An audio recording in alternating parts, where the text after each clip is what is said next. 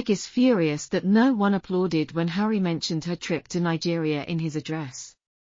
Terrible stillness. While Germany hosts the 6th Invictus Games, Prince Harry is spending the week in Düsseldorf. The city and the prince appeared on stage to support the opening ceremony and make a significant address prior to the competitions. "We're ecstatic about the new country joining us."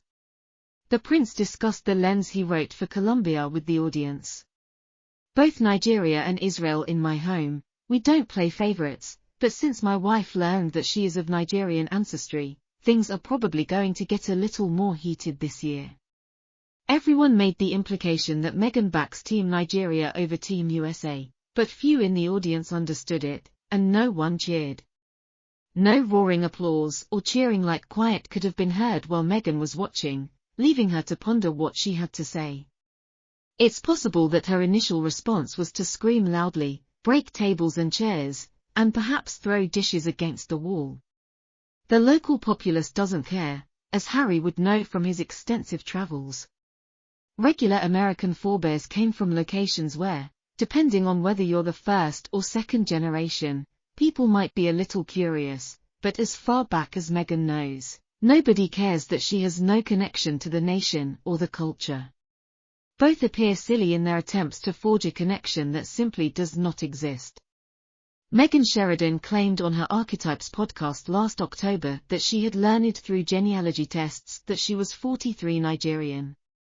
However, there is information to suggest that she may have just sprung the 43 Nigerian out of hiding when she was interviewing a Nigerian on the podcast who had a 100 white plaque on her father's side, and a less than 100 plaque on her mother's side.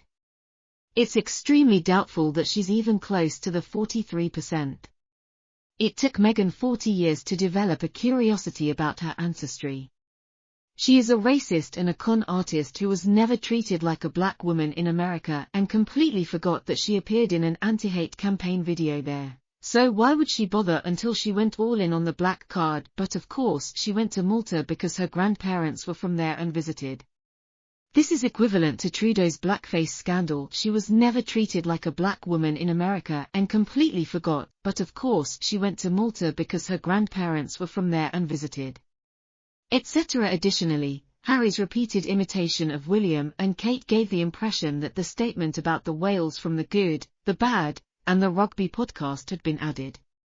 It seems like he's always done that. Lowe's book discussion about how Harry would jump on whatever project William was working on, but he'd insist on doing a high-profile Instagrammable appearance. While William was thinking about the long-term goals of the co/organization, that's literally his life. Interesting thing. Princess Anne and my tittle dropped this afternoon.